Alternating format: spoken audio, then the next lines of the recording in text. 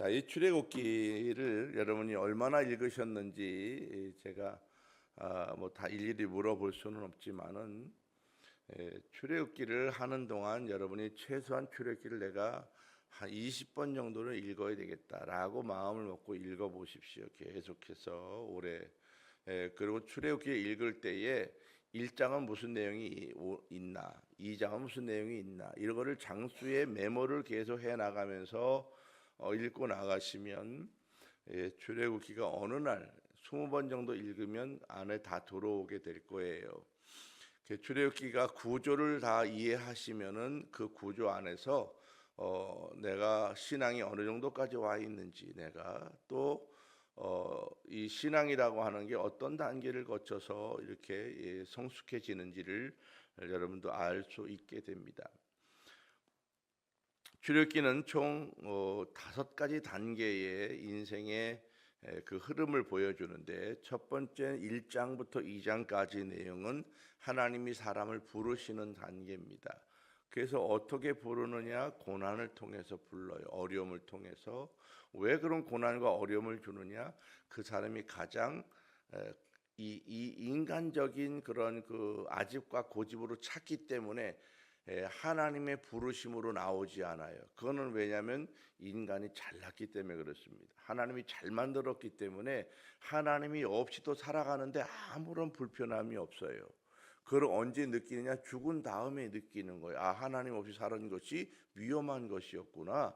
그러나 그때는 이미 늦어요. 그래서 하나님께서 그 사람이 가장 약할 때에 하나님을 찾게 만드는 방법이 바로 고난입니다. 그 사람이요 아파지잖아요. 신을 찾게 돼 있어요. 근데 아픔이 조금 나아지잖아요. 금방 돌아서. 이게 인간입니다. 그래서 이 하나님께서 1장 2장에 고난을 주는 거예요. 이 고난의 시간이 무려 얼마나 됐어요? 출애굽기에 보면 고난의 시간이 얼마 동안 돼요? 그 기간이. 이스라엘 백성들에게 고난을 주는 시간이 몇 년이나 되느냐는 거예요. 한 1년, 2년? 예? 몇 년쯤 됐어요? 아니에요. 80년입니다. 80년. 80년. 왜 그럴까요? 80년이 넘어요, 사실은. 왜 그렇게 고난의 시간이 길을까? 왜 고난의 시간이 길을까? 여러분, 우리가 이걸 알아야 돼요. 내게 고난의 시간이 길다고 하는 것은 뭐가 크다는 거예요? 나의 고집이 크다는 거예요. 이스라엘 백성들이 살려달라고 손들고 기도하고 살려달라고 난리를 치었는데 하나님이 그거를 들으시고 사람을 보냈어요. 누굴 보냈어요? 모세를 보냈어요. 근데 그때 모세가 불려온 나이가 몇 살이에요? 네? 모세가 몇 살에 불려왔어요? 하나님께서 너희 내일 해라 불러왔잖아요. 몇 살이에요? 그 나이를 부른 나이가 80세라고요. 그러면 이스라엘 백성들이 고난을 당한 시간이 얼마라는 거예요? 적어도 80년이 넘었다는 거예요. 자, 우리나라가 이런 기독교적인 역사 가운데서 굉장히 많은 고난을 겪었습니다. 우리나라가 역사적으로 기독교인들이 굉장히 고난을 많이 겪었는데, 일본이 우리나라를 지배한 횟수가 얼마예요? 36년이잖아요. 그렇죠? 그러면 36년 동안 수없이 많은 교회가 회파되고 수많은 많은 지도자들이 죽었습니다. 그리고 그거를 통해서 나라가 기독교인들이 1% 2%밖에 안 되는 기독교인들이 이 나라를 세워가는 데 있어서 혁혁한 공을 세우고 이 나라의 그 새로운 나라를 세워가기 위해서 얼마나 많은 사람들이 교회 안에서 희생당하고 불이 질러져서 교회가 많이 이 간에서 타 죽고 얼마나 많이 고난을 겪었냐는 거예요. 그러나 그것 때문에 나라가 회복되지 않았냐는 거예요. 그러나 그것 때문에 나라의 기독교는 엄청난 부흥을 일으키고 이 나라를 이끌어 왔습니다. 바로 고난이라고 하는 것이 우리가 보기에는 힘들고 어렵지만 그걸 통해서 하나님은 굉장한 새로운 부흥을 일으키는 것입니다. 그래서 우리 그리스도인들이 하나님의 부르심 가운데 내가 고난의 시간이 있다고 하는 것은, 이 고난의 시간은 굉장히 힘들고 어렵지만은 그거를 통해서 내가 더 단단해지고 하나님 앞에 서게 되고 더 새로운 큰 축복의 틀을 만들어가는 계기가 되는 것입니다. 그래서 이 이스라엘 백성들에게 이 80년이라고 하는 고난의 시간은 그 기간이 그냥 고난의 시간으로 끝나는 것이 아니라 하나님의 선민으로 이어지는 민족적인 계기가 되는 것입니다. 그게 그렇게 중요해요. 그래서 여러분 세대에 만나는 고난이라고 하는 것은 이 고난이 내가 너무나 못나고 힘들고 잘못해서 이렇게 하는구나 그렇게만 보실 일이 아니고요. 내가 비록 지금 고난을 당하나 이것 때문에 오히려 나와 내 후대는 하나님의 특별한 복을 받을 수 있는 가문이 될 것이다라고 믿으면 그대로 이루어집니다. 이것이 출애굽기가 말하고 있는 거예요. 나는 찌질해서 이렇게 가난하구나. 내가 찌질하고 못나서 내가 이렇게 힘들게 사는구나. 이렇게 생각하면 그게 유지되는 거예요. 그런데 아니다는 거예요. 지금 내가 만나는 고난과 이 어려움은 하나님이 나를 새로운 축복의 가문으로 만들기 위해서 지금 나를 부르시는 단계다라고 내가 마음을 바꿔먹고 하나님 앞에 서기 시작하면 하나님은 그 사람과 그 후대와 그 가문을 반드시 쓰시는 것입니다. 이것이 출애굽기가 보여주는 거예요. 그래서 1장, 2장에는 그를 부르시는 부름이 나타나고 3장부터 11장까지는 하나님이 누구를 통해 찾아와요? 모세를 통해 찾아와요. 여기에서 그 사람이 그 자기의 아집과 고집을 버렸느냐 못 버렸느냐가 중요해요.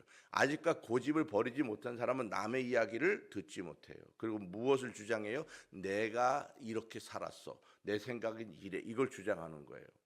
그래서 하나님은 계속해서 이스라엘 백성들이 고집을 피우고 난리를 칠 때마다 하나님은 모세의 권위를 높여준다고요. 그래서 마지막에 보면 이 성막의 궤 안에, 지성소 안에 들어가면 그 궤가 있잖아요. 궤 안에 세 가지를 넣었어요. 하나는 뭘 넣었어요? 첫 번째는 만나 항아리를 넣었어요. 두 번째는 뭘 넣었어요? 아론의 지팡이를 넣었어요. 세 번째는 뭘 넣었어요? 십계명 돌판을 집어넣었어요. 왜 이 세 개를 넣었을까? 그 중에서 두 번째 이 아론의 쌍난 지팡이를 왜 넣었을까?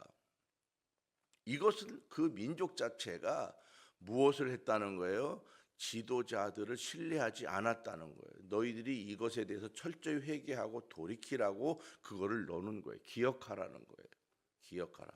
그 세 개의 만나 항아리와 아론의 쌍난 지팡이와 십계명은 무엇을 말하는 거냐? 철저히 그 이스라엘 백성들이 하나님께서 지시하신 것을 어겼다는 세 가지의 물건을 말하는 것입니다. 그러면 만나 항아리를 왜 넣느냐? 너희들이 매일같이 하나님이 너희들에게 40년 동안 먹을 것을 공급했는데도 너희들은 무엇을 믿지 않았다는 거예요?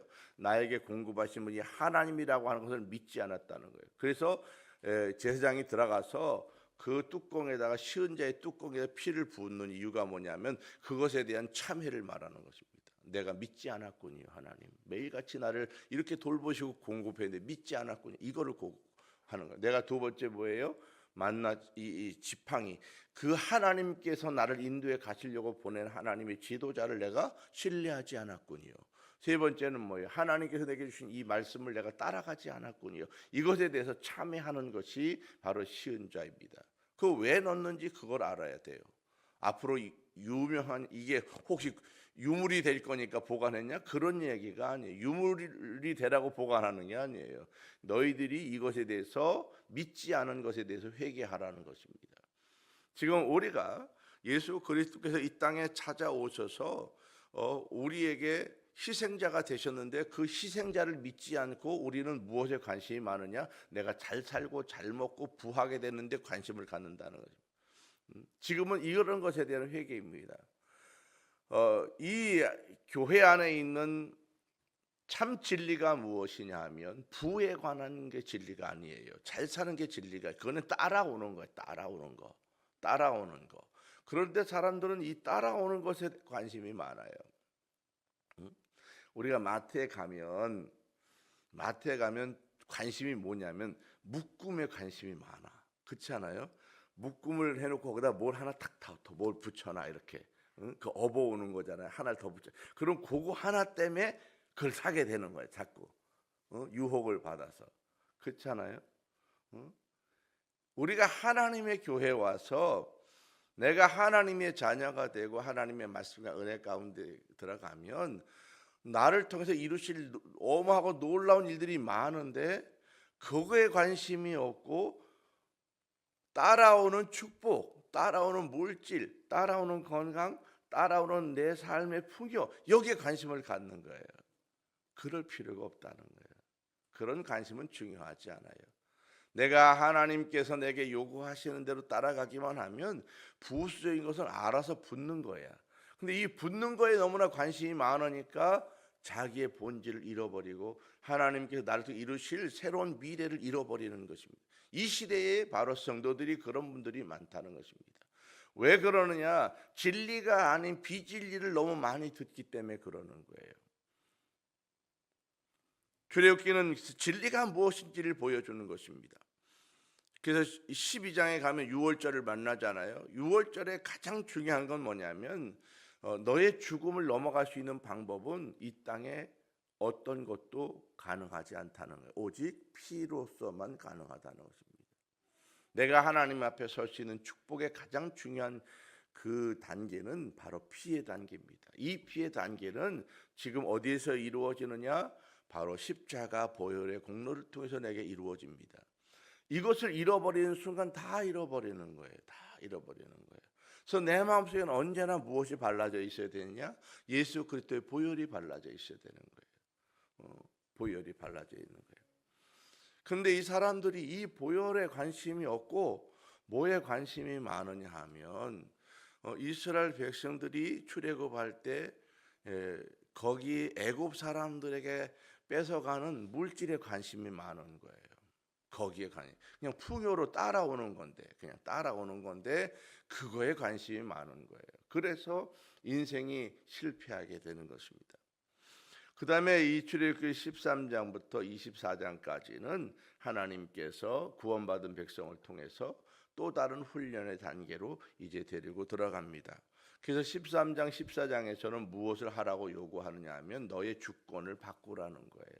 주권을 바꾸라. 나는 주권을 바꿨습니다. 내가 주인이 아니고 이제 하나님이 내 인생의 주인입니다라고 하는 고백하는 것이 바로 13장, 14장입니다. 그래서 13장, 14장에서는 나는 주인이 바뀌었습니다. 누구로? 이제까지 내가 주인이었지만 이제부터는 내 주인은 하나님입니다라고 하는 고백을 하는 거예요. 여기서부터 신앙이 시작되는 것입니다. 그래서 내가 결단을 했는지 안 했는지를 보여주는 게 뭐예요? 바로 첫 것을 드리느냐를 보는 것입니다. 첫 시간을 드리느냐, 그 다음에 첫 예물을 드리느냐, 이거를 보는 것입니다. 나의 첫 것을 드리느냐, 내 자녀를 통해서도 내 후대가 하나님 앞에 첫 예물이 되기를 바라는 마음으로 자기 첫 자녀의 이름으로 하나님의 선교를 하게 되어지고 첫 예물을 통해서 내 모든 물질은 하나님 거로부터 옵니다라고 하는 고백을 11조를 하게 되고 첫 시간을 드림으로 내 하루의 모든 삶은 하나님으로부터 시작합니다라고 하는 것을 고백합니다. 또 내가 무교목을 먹어요. 오직 이제는 예수님의 말씀만을 살아갑니다. 그래서 예수님의 살을 뜯어먹는 것처럼 만찬을 하는 것이고 나는 예수님의 보혈을 내가 뒤집어 쓰고 살고 그 보혈을 내가 내 심장에 바르겠습니다. 그래서 만찬하면서 포도즙을 마시면서 내가 재확인하고 결단하는 것입니다. 자, 그러면서 내가 하나님의 전에 나와서 성령으로 내가 충만해서 성령의 음성을 듣고 가겠습니다. 그랬지요. 내가 천국의 하나님의 음성을 직접 듣는다, 그럴 수 없다고. 우리는 성령을 통해서 하나님의 음성을 듣지 내가 직접 하나님의 음성을 들을 수 없어요. 직통계시를 말하는 사람 무조건 다 이단이라고 그랬잖아요. 이거는 무조건 이단입니다. 그래서 여러분 절대 그런데 기도받으러 가시면 안 돼요. 신령하다고. 신령한 게 아니라 신망한 것입니다. 신망한 거. 하나님의 신을 망하게 만드는 사람입니다. 그런 사람은 이단입니다. 무조건 이단이에요.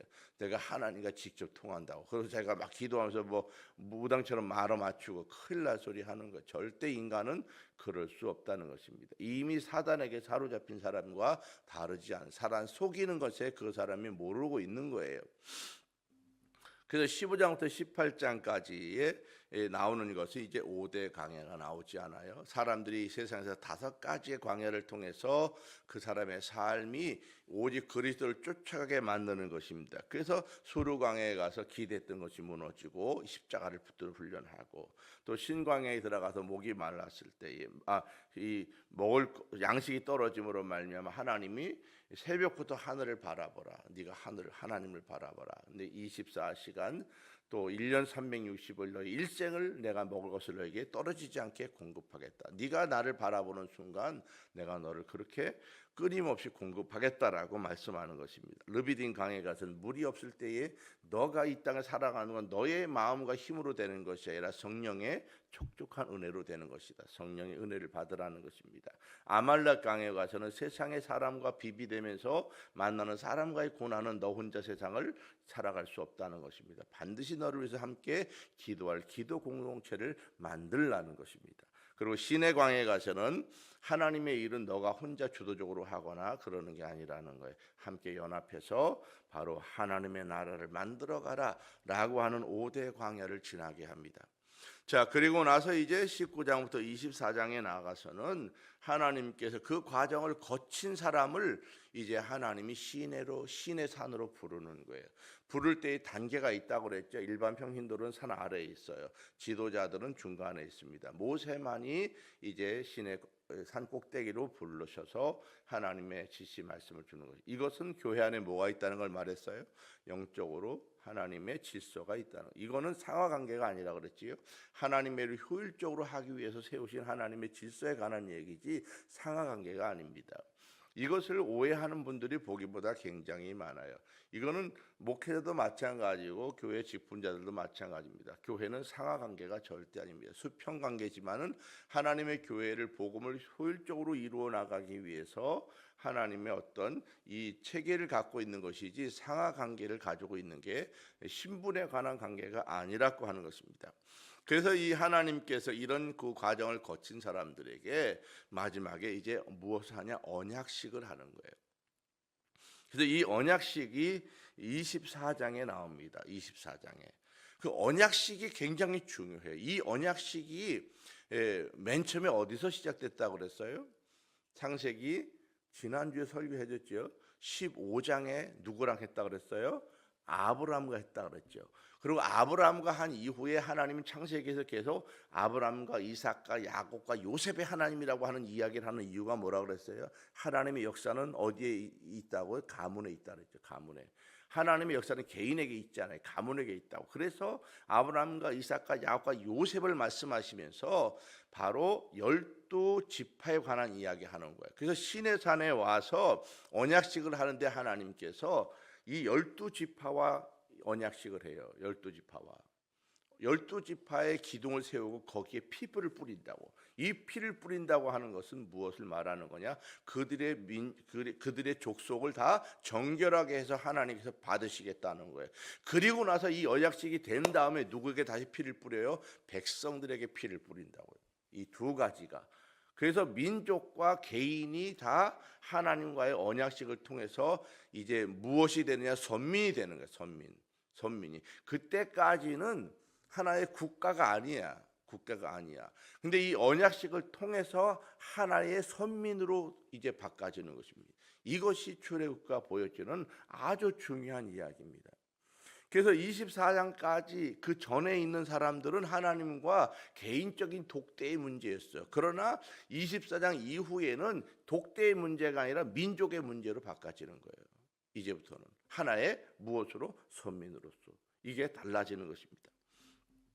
그래서 하나님께서 이 선민으로서 이제 길러가는 데 있어서 선민은 선민답게 살아야 된다는 거예요. 그래서 무엇을 주는 거예요? 규율을 주는 거예요. 그 규율이 10계명이고 그 10계명은 20장에 나오는 것이고 21장부터 23장까지 나오는 내용이 뭐냐 하면 10계명에 대한 해설을 말해주는 거예요. 거기에 보면 윤리적인 내용이 나오는데 이 윤리적인 내용은 우리가 세상에서 생각하는 윤리와는 전혀 다른 윤리라고 그랬죠.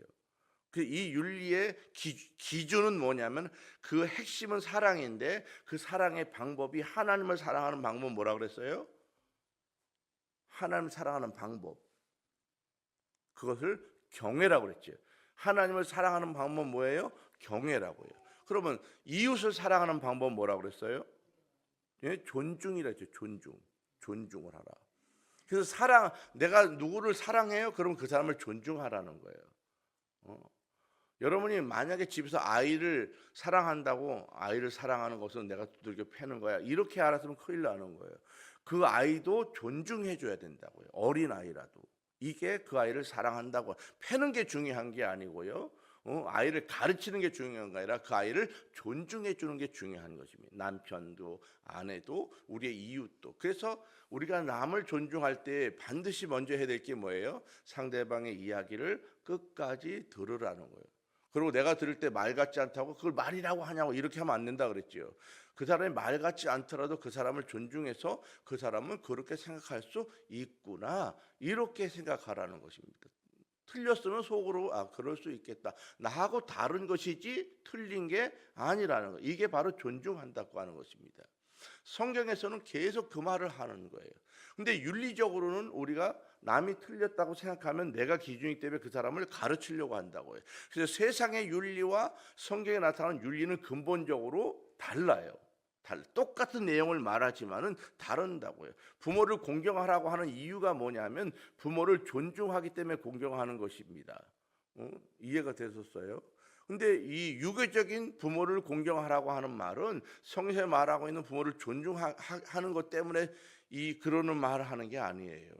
그거는 통치 윤리 때문에, 통치를 위해서 국가가 세운 바로 윤리가 그 사람을 공경하라는 거예요. 서로 근본적으로 전혀 다른 이야기를 하는 것입니다. 내용은 똑같은 말을 하지만은 근본적인 그 기준은 아예 그 출발이 다르다고 하는 것. 그래서 여러분, 세상에서 말하고는 윤리, 이런 윤리와 성경에서 말하는 윤리는 전혀 근본적으로 다르다는 것입니다. 그래서 성경에서 말하고 있는 윤리의 기본은 무엇으로 출발한다고요? 존중한다고. 이웃을 사랑하는 방법이 뭐라고요? 존중하라는 거예요. 존중하라. 그래서 그 사람이 잘못해도 함부로 잘못했다고 지적하고 말하지 말라는 거예요. 그럴 수 있다고 그냥 보라는 거예요. 보라는 거예요. 하나님을 사랑한다는 것은 여러분 무엇을 많이 드리고 막 열심히 일하는 게 중요한 것이 아니라 하나님을 경외하는 데 초점을 둬야 되는 거예요. 내가 무엇으로 경외할 거냐는 거예요. 경외하는 방법이 뭐냐, 이걸 찾아야 되는 것입니다. 자, 이것이 20장부터 23장에 나오는 내용이고요. 이것이 기본이 된 사람들에게 하나님은 이제 24장에서 무엇을 하는 거예요? 언약식을. 이 언약식을 통해서 무엇이 바뀌느냐? 그들은 하나의 선민으로 바뀌는 거예요. 선민. 이 선민은 하나님께서 특별히 간섭하시는 사람을 말씀하는 것입니다.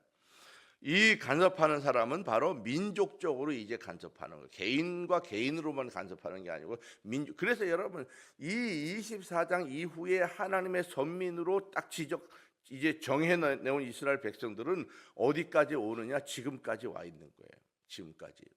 그래서 지금도 여러분 이스라엘 계속 전쟁하고 있지 않아요? 가자 지구와 전쟁하는 이 가자 지구가 어느 나라 그 지역에 살던 사람이 누구냐면 바로 아말렉이라고. 아말렉. 이 가자 지구 사람들이 아말렉이라고 지금 성경으로 말하면 그 사람들이 끝까지 거기에서 괴롭히고 있는 거예요. 지금 그 후손들이 알고 보면 그 지역을 지금도 정복하지 못해. 그만큼 여러분 사람이라고 하는 것이 얼마나 어려운 거냐고. 사람이라는 얼마나, 여러분 주변에 나를 괴롭히는 사람은요, 내가 죽을 때까지 그 사람 나를 괴롭힌다고요. 그게 사람이에요. 그래서 그걸 이길 수 있는 방법은 여러분 오직 사람과 같이 연대해서 기도하는 것 외에는 없습니다. 하나님께서 그런 걸 이해해야 돼요.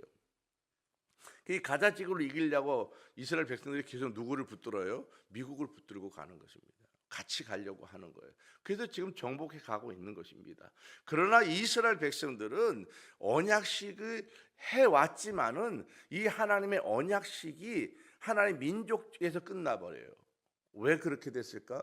2000년 전에 예수 그리스도의 십자가의 그 구원의 은혜를 받아들이지 않았기 때문에 그래요. 그래서 그들은 민족적인 이 사람으로서 이스라엘 백성들이 분명히 하나님께 받아들인 건 맞아요. 그러나 그들을 통해서 세상을 이제 바꿔나가겠다는 하나님의 계획은 이제 그들과 함께 하지 않습니다.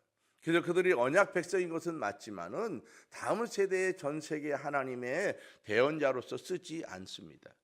그것이 십자가 위에서 이제 바꾸어지는 것입니다. 그것은 2000년 전에 예수님이 오심으로 말미암아 이 구원의 역사, 새로운 하나님의 대언자로서의 이 지위는 잃어버리고 그 지위가 어디에 왔느냐? 예수 그리스도를 믿는 사람들에게로 이제 옮겨져 가는 것입니다.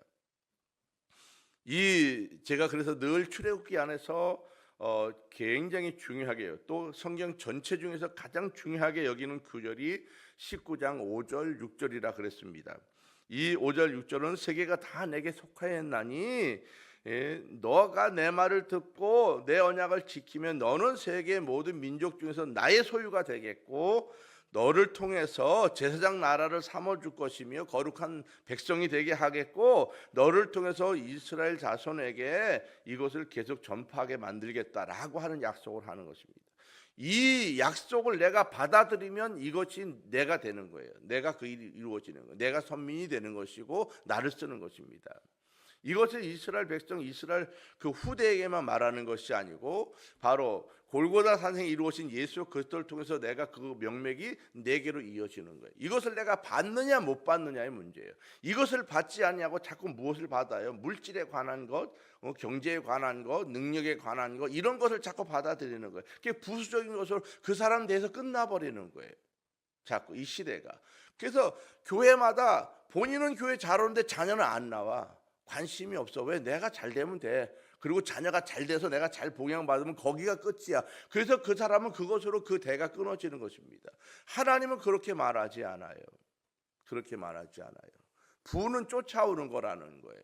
너를 통해서 이루기 때문에 너가 하나님 앞에 서서 말씀대로 가면 그건 따라 붙여주겠다는 거예요. 그리고 후대를 같이 쓰겠다. 이것이 바로 가문의 축복입니다. 하나님께서 24장 이후에 19장부터 24장까지는 계속해서 이스라엘 백성들과 언약식을 하기 위해서 무엇을 가르쳤냐면 하나님의 통치 철학과 삶의 원칙을 가르치는 거예요. 계속해서. 그래서 여러분 19장부터 24장까지 읽어보면 그 안에 하나님의 통치 원리가 계속 나와요. 통치 원리. 그러면 이 하나님께서 이스라엘 백성들을 구원하시는 의도가 무엇인지 그 안에 그런 내용이 정확히 나오는데 하나님께서 왜 이스라엘 백성들을 자꾸 구원해내시는가? 그리고 그들에게 왜 자꾸 하나님의 통치 원리를 말씀하시는가? 그 가장 중요한 이유가 뭐냐 하면 내가 이스라엘 백성들을 바로 나의 대행자로 세워주겠다는 거예요. 하나님이 대행자로 쓰지 않아요. 이 땅에서. 예를 들어서 여러분 가정에 누구를 구원하려고 작정하면 여러분 그런 생각, 하나님이 꿈에 그 사람 나타나서 하룻밤 확 겁을 주면 다 나올 건데 하나님은 그런 일을 하지 않아요. 왜? 하나님은 나를 대행자로 쓰시지 하나님이 직접 간섭하지 않아요. 하나님 직접 간섭하면 그 사람은 죽어요. 간섭하면 안 됩니다. 왜? 왜 그렇다고 그랬어요? 하나님에게는 뭐가 없어서 악이 없기 때문에. 악이 있는 사람에게 하나님 직접 간섭했다, 그 사람은 죽어요.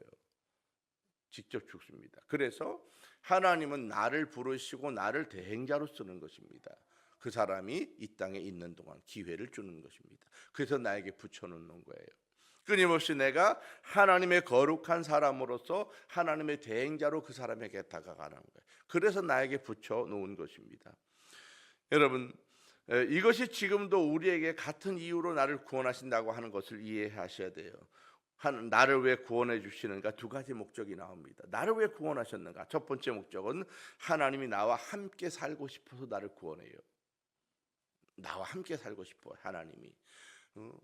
여러분 에덴 동산에서 하나님께서 아담과 하와가 함께 살고 싶었어요.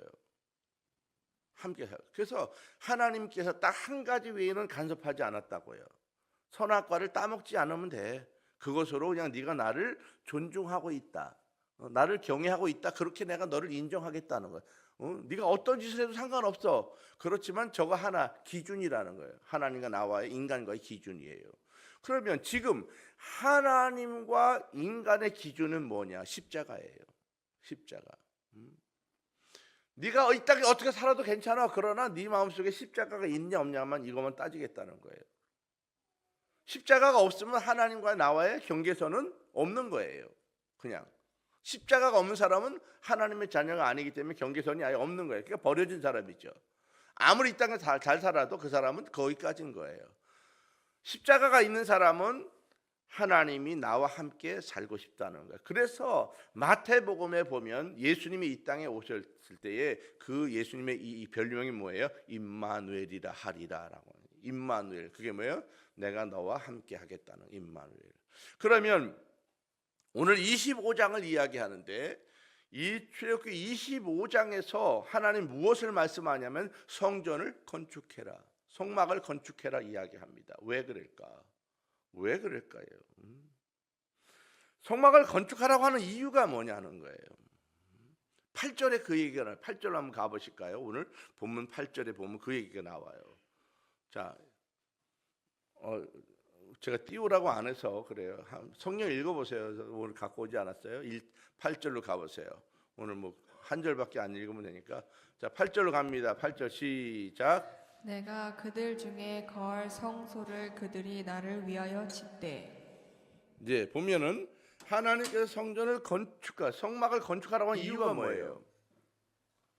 그 8절에 내가 거기서 너와 같이 있고 싶다는 거예요.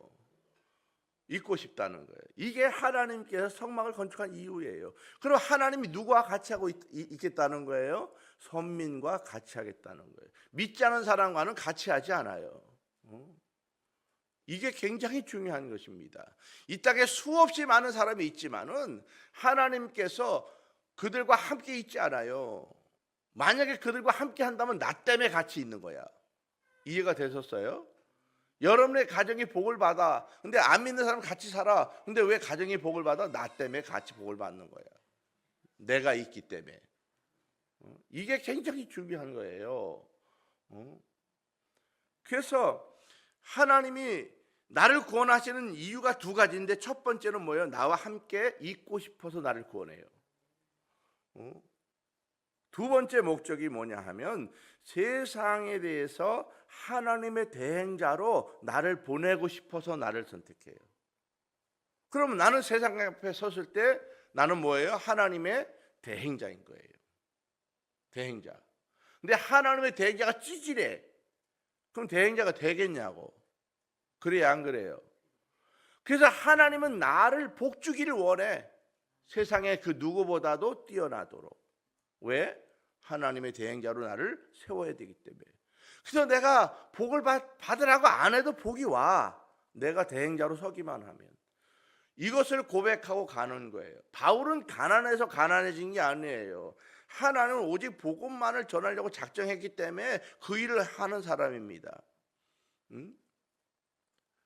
만약에 바울이 돈을 벌고자 말했으면 어마어마한 돈을 벌 수 있는 사람이에요. 어마어마한 권력을 가질 수 있는 사람이에요. 그렇지만은 이 바울은 그런 것들 다 내버리고 바로 하나님의 대행자로서만 섰기 때문에 그런 것입니다. 그러나 여러분은 달라요. 여러분은 목회자가 아닙니다. 목회자가 아니기 때문에 여러분을 세상에 하나님의 대행자로 세워가기 위해서 여러분들에게는 저절로 그 사람들보다 뛰어난 자리로 나를 이끌어 가시고 만들어 가시고 내 후대를 하나님께서 세워주기를 원하시는 거예요. 이것이 바로 출애굽기에 나오는 하나님께서 나를 구원하시는 두 가지의 목적입니다. 첫 번째 목적이 뭐라고요? 하나님이 나와 함께 살고 싶다는 거예요. 두 번째 목적은 뭐예요? 세상에 대해서 나를 하나님의 대행자로 세우고 싶다는 거예요. 이 두 가지 목적이 나를 구원하시고 하시려고 하시는 이유입니다. 그래서 하나님께서 성전에 이 만드시는 이유가 뭐냐면 성전으로 와야 이 두 가지가 다 이루어지는 거예요. 하나님이 함께 하셔야 그 사람에게 뭘 줘요? 원하시는 바 뜻을 그에게 부으신다고요. 물질이 필요한 물질, 권세가 필요한 권세, 건강이 필요한 건강. 그 사람이 세상에 나서 대행자로 설 만한 자리에 맞는 걸맞는 하나님의 복을 주기 원하시. 그래서 우리 성도들에게 중요한 게 뭐냐면 성전이 중요한 거예요. 성전이 중요한 거예요. 모이는 성전이 그래서 중요한 것입니다. 사람들이 그런 얘기를 많이 해요. 여러분 주변에 그런 얘기 안 해. 뭐 그렇게 예배당이 화려해야 되냐? 뭐 꼭 그렇게 큰 교회를 지어야 되냐? 그래서 뭐 학교 강단에서 빌려서 뭐 지금 뭐 한다고. 덕수에 그 교회가 있었는데 없어졌지요 지금. 덕수에 그 교회가 생겼었잖아요. 높은 뜻 무슨 교회 그 덕소 무슨 그 학교를 빌려가지고 이 덕소에 있는 교회들이 연합회가 깨졌어 그 교회 때문에. 우리는 뭐 11조를 안 하는 교회입니다. 이번 주는 헌금이 없는 주간입니다. 뭐 이런 설교를 자꾸 하고 맨날 그 강단에다가 의자를 폈다 접었다 해가면서 막 결국 없어졌어요. 없어졌어요. 그리고 이제 그 잔재들만 조금 남아서 있습니다. 여러분, 성전은 그런 의미가 아니에요. 예배당이라고 하는 것은 그런 의미가 아니에요. 하나님께서 예배당을 통해서 만나기를 원하시고 이 예배당을 통해서 하나님의 세상의 대행자로 세워가기를 원하시는 것이지, 예배당이 화려하냐 아니라 왜 돈을 내서 그게 많냐? 여러분 생각해 보세요. 그럼 이렇게 말하는 거예요. 왜 그러면 여러분들은 집을 사느냐는 거예요. 왜 집을 사요? 그냥 영원에 살지. 그런 생각 안 드세요? 생각해 보세요. 왜 그러냐는 거예요. 왜? 왜 꼭 그렇게 집이 필요하냐? 왜 꼭 집이 필요하냐? 우리가 가끔 그런 생각 안 해보십니까? 사람들이 그런 생각하는 경우가 되게 많아요. 왜 그러냐? 여러분 왜 집을 살려고 하세요? 집이 없으면 안 되는 거예요? 그냥 그 여행하는 큰 차 사가지고 거기서 살면 안 되시는 거예요? 지난번에 그런 분이 있었어요. 부부가 뭐 집을 꼭 사냐, 트레일러 사가지고 거기서 살지. 그래서 6년을 살아서 부부가. 그래서 이 부부한테 물어봤어. 돈 도대체 한 달에 얼마나 드느냐 경비가, 부부가 살아. 근데 60만 원 정도 든대. 그 얼마나 바보야. 60만 원 들면 집에 가도 그 정도 안 들어. 한 집 유지하는데. 그러면 6년 동안 자기가 집 사고 안정되게 살았으면 똑같은 경비 들고 편안하게 살 것을 그 트레일러 사가지고 돌아다니면서 무슨 재미가 있냐고. 그게 여러분, 우리가 성전 지을 돈으로 뭐 가서 구제를 해야 되고 뭐 이래, 그게 무슨 의미가 있냐. 우리는 구제하는 기관이 아니에요. 구제하는 기관이, 교회는 구제하는 기관이 아니에요. 교회가 가장 중요하게 하는 것은 하나님이 함께 하는 것을 내가 누리는 게 중요한 것이지 구제하는 걸 원하는 게 아니에요. 세상의 가난을 여러분이 구제할 수 있냐? 구제하지 못해요. 가난한 사람을 다 먹일 수 있냐? 먹이지 못해요.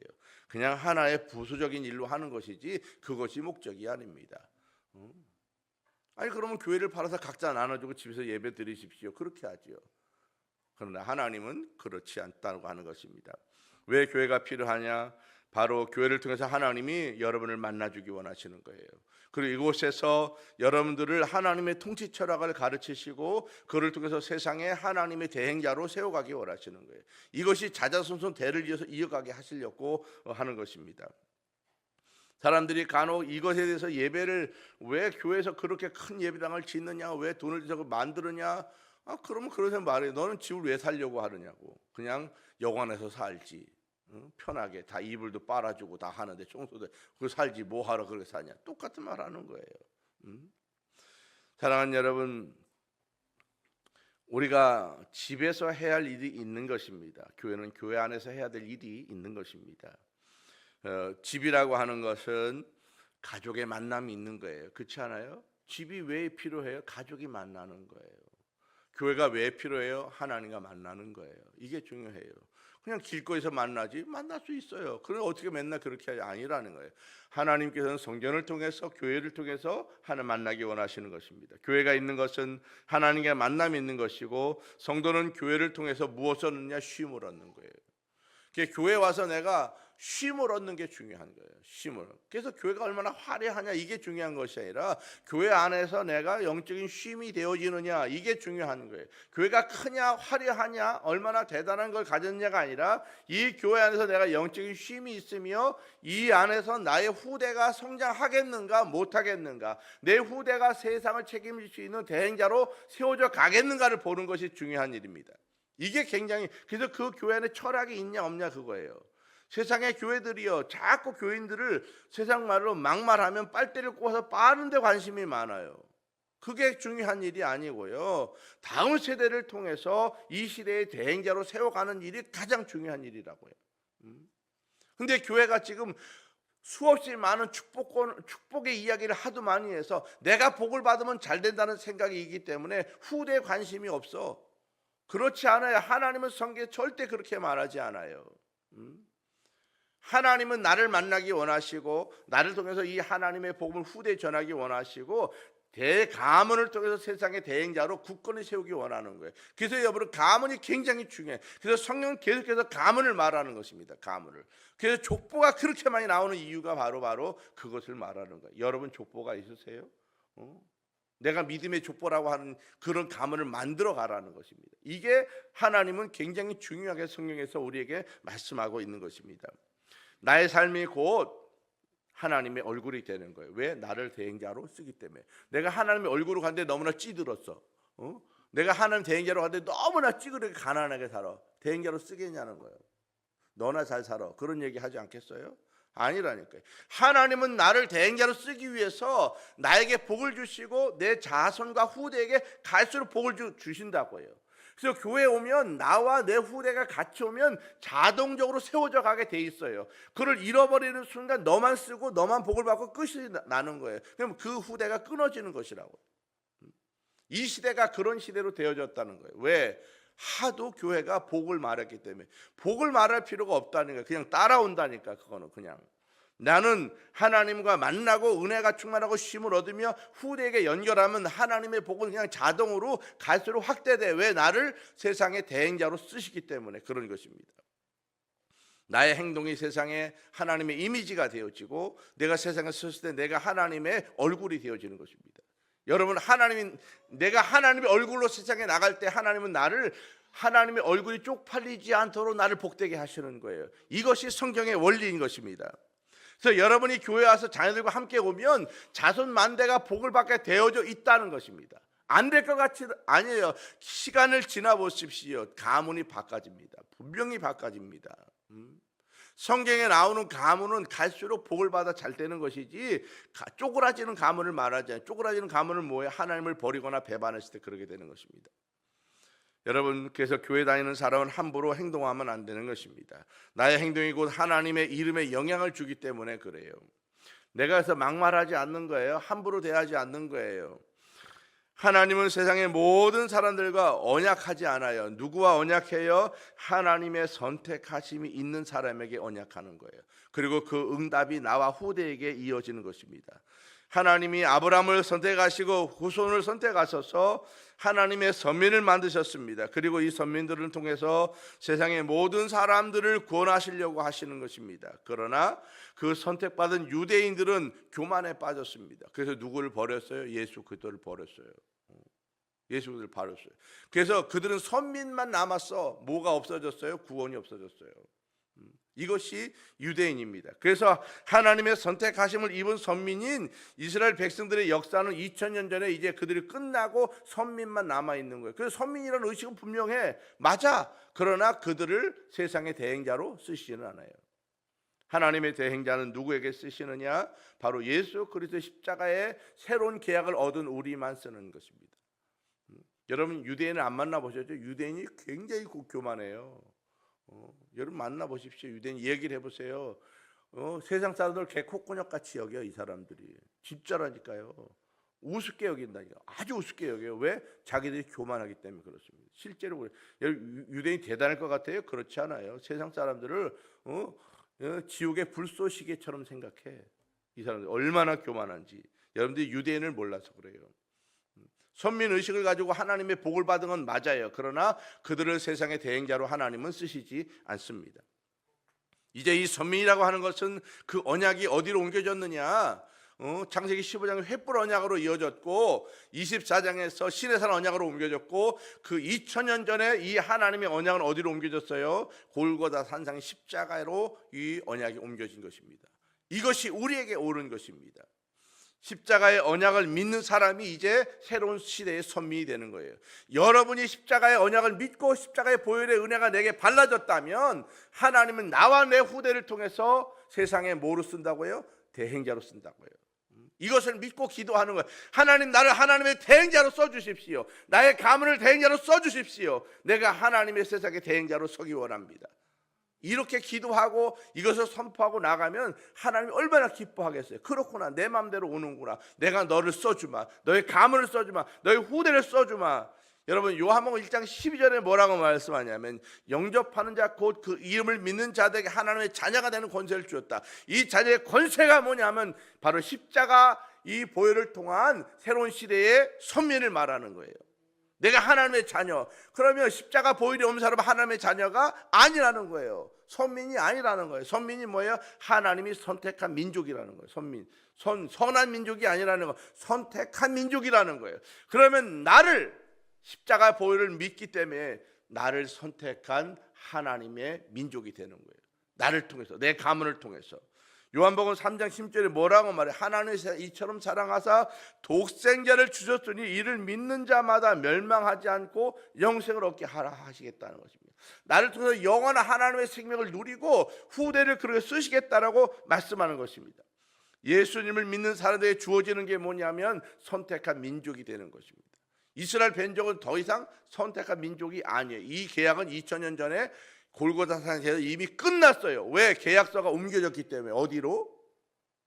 십자가 위로 옮겨졌기 때문에. 내가 예수 그리스도의 십자가를 믿으면 그 선민의 역사가 나와 내 후대에게 이어지는 것입니다. 근데 나만 믿고 후대는 안 와, 그러면 그 계약은 나로부터 그냥 끊어지는 것입니다. 유대인들이 십자가가 믿지 않음으로 말미암아 끊어지듯이 내가 십자가를 믿고 나만 오면 나만 믿고 후대는 끊어지는 것입니다. 하나님의 축복의 역사는 대를 이어서 가지 않아. 나만 대행자로 쓰고 그 이후대는 안 쓰는 거예요. 그래서 여러분, 가문이 중요한 것입니다. 어떻게든지 여러분의 자녀가 함께 이 자녀로서의 가문이 이어지도록 만들어 가야 돼요. 그러면 내가 결국은 하나님의 복을 누리게 만든다고요. 누구를 통해서? 자녀를 통해서. 출애굽기 24장 1절부터 8절에 보면 이스라엘 백성들이 언약을 체결하게 되는데요. 이 언약 체결이 이루어진 이후에 하나님은 백성들에게 성막을 건축할 걸 명령해요. 체결한 이후에. 이 성전 건축에 대해서 하나님께서 출애굽기 초반에 안 해. 초반에 성전 건축하자고 안 해요. 왜 안 할까? 왜 안 할 것 같아요? 왜 안 할 것 같아? 여러분, 그런 거예요. 여러분, 결혼하자마자 집 사라고 안 그래. 왜? 어느 정도 살아보고 생활한 다음에 집을 사야 좋아. 그게 삶의 연륜 때문에 그러는 것입니다. 이스라엘 백성들이 하나님의 선민으로서 연륜이 되어지지 않은 상태에서는 하나님의 성전을 건축하지 않아요. 왜? 그게 귀한 줄 모르기 때문에 그런 것입니다. 그래서 성전 건축은 24장에서 언약식이 끝난 이후에 성전을 건축하라고 그때부터 그래요. 왜? 그때부터 내가 너와 함께 같이 살겠다는 것입니다. 그것이 이유입니다. 왜 성전 건축이 후반에 나오느냐? 그런 계약서가 끝난 다음에 하는 것입니다. 여러분이 집을 사고 계약서도 안 쓴 다음에 집에 들어가요? 못 들어가잖아요. 똑같은 거예요. 내가 하나님과 계약서가 십자가에서 이루어진 이후에 하나님은 나와 함께 하시고 성전을 통해서 내게 복을 부어주기 시작하는 것입니다. 하나님은 언약 백성이 아닌 사람들에게 예배를 요구하지 않아요. 안 믿는 사람에게 예배하라고 절대 요구하지 않아요. 왜 요구하지 않아요? 그들은 함께할 사람이 아니기 때문에 그렇습니다. 예배는 오직 언약 백성만이 드릴 수 있는 하나님의 특권입니다. 예배는 아무나 드리는 게 아니에요. 예배가 얼마나 귀한지 모르는 거예요. 예배를 통해서 그 인생이 변하는 것인데 모르는 것입니다. 야곱이 왜 하나님의 복을 받았어요? 야복 강가에서 그가 하나님 앞에 소원했기 때문에 그가 복을 받는 거예요. 선민이 된 이유 중에 하나가 그것입니다. 그가 홀로 있었지만 야복 강가에서 하나님께 돌을 올려놓고 기름을 붓고서 하나님께 예배를 드리고 자기가 소원하잖아요. 나를 오시면 나를 통해서 성전을 건축하겠습니다. 내가 하나님께 11조 드리겠습니다. 내가 하나님의 거룩한 일들로 서겠습니다. 그래서 그 기도와 예배를 받으시고 하나님께서 야곱이 얍삭한 사람이라 수없이 거짓말을 하고요. 그랬지만 하나님이 그런 거 관여하지 않아요. 여러분, 우리가 세상에 살아갈 때 윤리로 나를 쓸 것 같아요? 하나님 그거 따지지 않아요. 좀 잘못했다? 그런 거 상관하지 않아요. 왜? 하나님은 죄가 그렇게 중요하지 않아요. 왜? 하나님은 죄를 덮어주고 가려주고 없애주는 분이기 때문에 그런 거예요. 우리가 빨래방에 갔을 때 옷이 더러워지는 걸 걱정하지 않잖아요. 빠르면 되니까. 똑같은 거예요. 근데 세상 사람은 자꾸 기준을 어디에 줘요? 세상 윤리에 주기 때문에 세상에 죄가 있냐, 얼마나 더러운 사람이냐, 이걸 따진다고요. 하나님은 그런 걸 따지지 않는다고요. 여러분, 우리가 성전을 건축한 이유가 뭐냐? 하나님께서 백성들과 함께 거하기 위해서 지으라고 말씀하는 것입니다. 성전은 하나님 우리를 만나 주시는 공식 장소입니다. 예배당이 그래서 중요한 거예요. 예배당에 오는 이유가 공식 장소에서 만나는 거예요. 공식 장소. 비공식적으로 만난다고 되는 게 아니에요. 공식 장소에서 만난다고 하나님께서. 어느 곳이 다 계실 수 있지만은 어느 곳에 다 가시는 것은 아니에요. 왜? 일부러 하나님이 이곳에 오시겠다는 거예요. 그리고 이곳에 누구를 박아놨느냐? 예수 그리스도를 박아놨어요. 왜? 그를 통해서 내가 뭐가 발라져야 되기 때문에, 보혈이 발라져야 되기 때문에 예수를 여기서 박는 것입니다. 그래서 내가 교회에 올 때 그리스도의 보혈이 내게 발라지는 것입니다. 그런 이후에 하나님이 나를 만나는 거예요. 이것이 교회의 원리입니다. 이 교회의 원리를 모르기 때문에 뭐 어디서 예배를 드리자, 어디서 예배, 물론 드릴 수 있어요. 그러나 일회성인 것입니다. 지금도 구약 성경에 있는 것처럼 여기서 불 피우고 동물 잡아서 예배 드리죠. 하나님 받아요? 안 받는다고. 왜? 이미 그 계약은 끝났기 때문에 그런 것입니다. 우리가 하나님께서 특별히 여러분 이 교회에서 만나는 이유가 있습니다. 우리가 세상 종교와 전혀 다른 것은, 세상의 종교는 사람이 신에게 찾아가지만은 기독교는 오직 신이 사람에게 찾아와. 이게 아주 다른 거예요. 성전에 내가 오는 것 같지만 아니에요. 하나님 이 성전을 만드시고 여러분을 초대하는 거예요. 그래서 이곳에 여러분을 만나주는 거예요. 여러분, 절이 우리 집으로 와요? 사람이 절로 가요? 사람이 절로 가잖아요. 그렇죠? 그런데 교회는 달라요. 교회는 하나님이 이 땅에 와요. 예수 그리스도가 이 땅에 오시는 것처럼 하나님이 이곳에 오시는 거예요. 그리고 이것을 만드시고 내가 이리 오라는 거, 만나주겠다는 거. 이게 다른 것입니다. 나보다 먼저 하나님이 이곳에 오셔서 나를 기다리는 것이 바로 기독교입니다. 그래서 이미 내가 교회를 들어오는 순간 하나님의 복이 열리고 세상의 대행자로 쓰기 위해서 하나님은 나를 복줄 대행자로 세워놓으신 것입니다. 이것을 믿으라는 거예요. 내가 복을 달라고 안 해도 내게 온다니까요.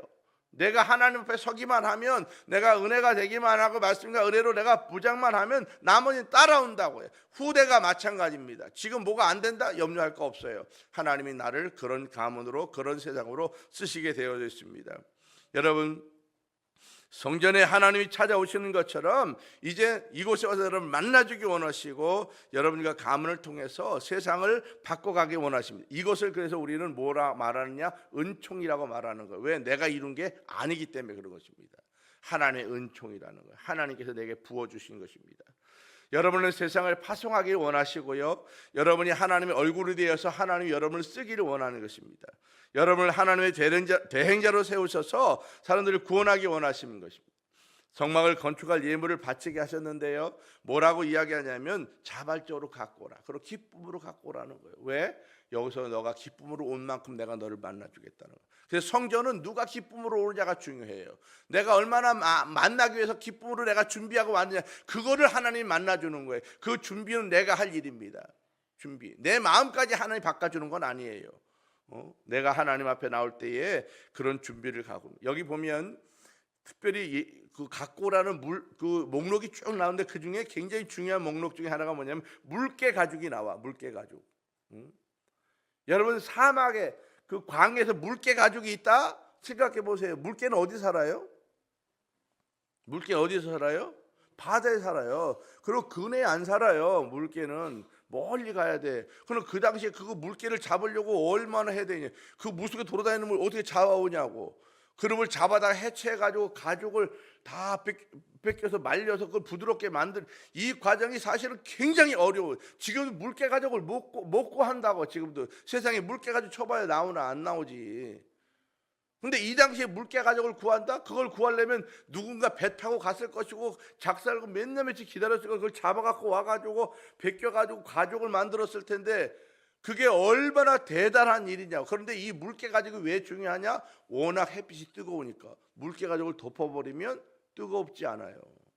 그래서 물개 중요한데 이 물개 가죽을 갖고 왔다는 거예요. 그 얘기는 뭐예요? 어마어마한 비용의 대가를 치러야 될 만한 걸 갖고 사람들이 가장 소중한 걸 갖고 왔다는 거예요. 하나님을 만나기 위해서 이 사람들이 그걸 자발적으로 기쁨으로 갖고 왔다는 거예요. 하나님이 그래서 그 사람들을 만나주는 것입니다. 우리가 이 성전은 그런 것입니다. 내가 무엇을 갖고 왔냐가 중요한 것이 아니라 내가 얼마나 하나님을 만나기 위해서 기쁨으로 준비해서 하나님께 나왔느냐, 그것이 중요합니다. 하나님께 나오는 형식적인 문제가 아니라 마음의 문제고요, 하나님 주신 것 가운데 갖고 오는 것이지 없는 걸 갖고 오는 게 아니에요. 여러분에게 하나님 나올 때 빚내서 갖고 오라는 게 아니에요. 내게 주신 것 가지고 기쁨으로 내가 하나님을 만날 준비하면 하나님의 그 마음을 받으시고 그 사람을 쓰시고 그 사람을 통해서 이 삶을 바꾸시고 세상의 대행자로 쓰기를 원하시는 것입니다. 여러분, 이 성막이 얼마만큼 있었냐? 이 유대 민족과 무려 500년 동안 이 성막이 있었다고요. 그러면 이 성막이 어디에 있었냐? 유대 민족의 한가운데 있었다고요. 500년 동안 얼마나 대단하냐고요. 그 중심에, 민족 중심에 이 성막이 있었고, 이 성막을 통해서 이스라엘 백성들이 하나님을 만나고 그들을 통해서 끊임없이 세상의 구원자로서 세우시려고 엄청난 애를 썼지만 하나님은 그들과 함께 하지 않았어요. 왜? 그리스도를 받아들이지 않았기 때문입니다. 이제 그리스도를 받아들인 여러분들이 선민이 됩니다. 그들의 보혈이 발라진 여러분과 여러분의 가슴을, 또 여러분의 후대를 통해서 이 시대의 하나님의 대행자로 쓰기 원하십니다. 여러분, 하나님께서 여러분을 만나주기 원하시고요, 여러분을 통해서 하나님의 비전을 세상에 펼쳐가기 원하십니다. 꿈을 가지시고 이 하나님의 마음을 아십시오. 그리고 하나님께 나를 써주십시오. 내가 하나님의 대행자로 세상에 서기 원합니다. 그렇게 기도하시고 여러분 자손과 후대를 통해서 이 일을 이루어가시길 주의 이름으로 크게 축복합니다.